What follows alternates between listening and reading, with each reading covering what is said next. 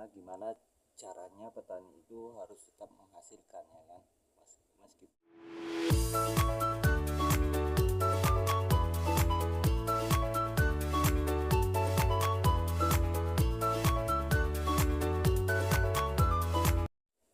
gimana caranya petani itu harus tetap menghasilkan, ya kan, meskipun sedikit, cuman kita nggak rugi gitu.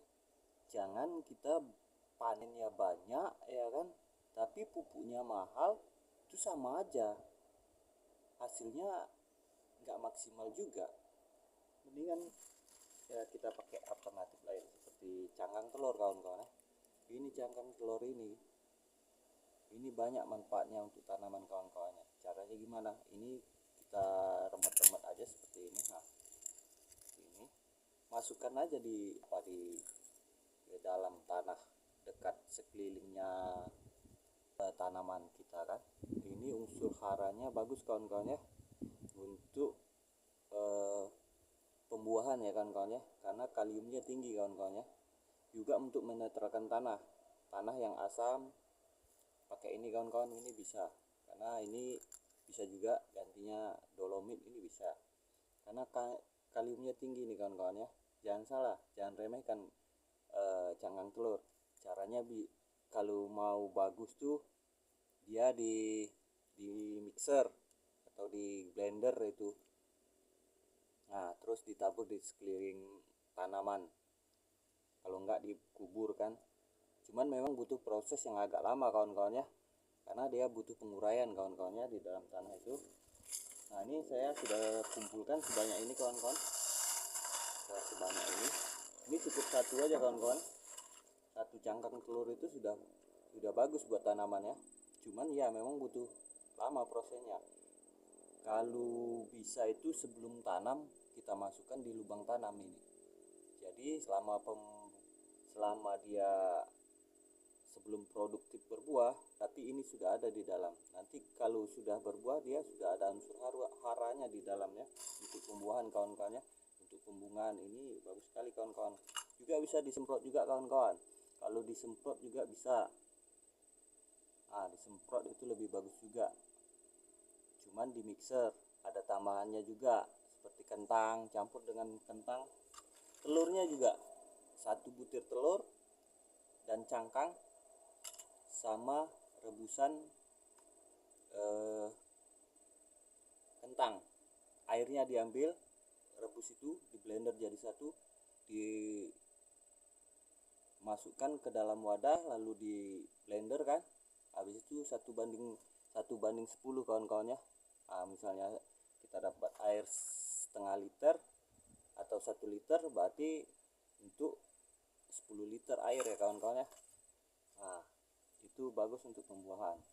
Kalau nggak percaya ya tengok aja di YouTube tuh, banyak yang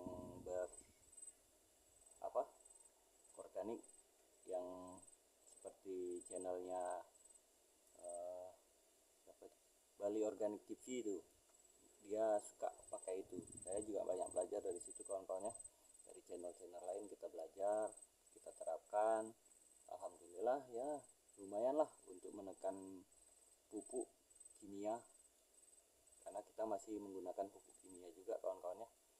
Kita belum full untuk organik, karena organik itu butuh lama, kawan-kawan ya.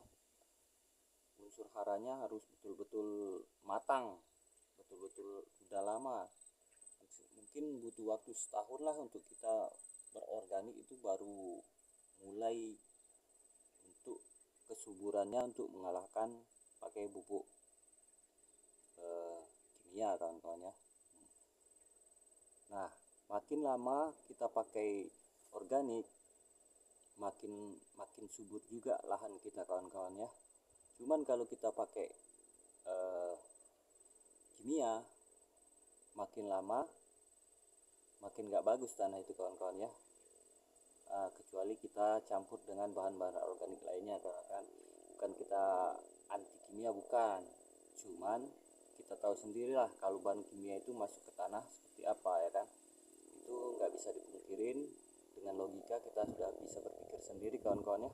Cuman kalau bahan organik dengan pembusukan, penguraian, apalagi kita kasih M4 kan, M4 itu bagus buat kesuburan tanah. Juga ada metodenya juga, namanya pakai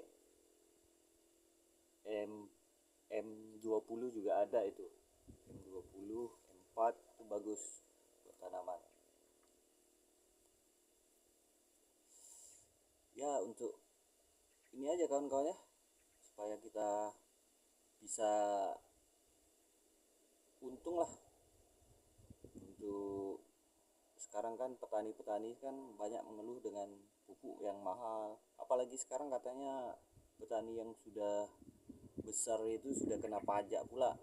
Aku nggak tahu apa ya, apa betul katanya harus bayar pajak pula ke pemerintah 10% katanya. Itu kan bukan kebijakan yang bukan pro untuk rakyat. Cuman nggak tahu lah pemerintahan kita saat ini ya. Oke kawan-kawan, mungkin itu aja sharing kita hari ini.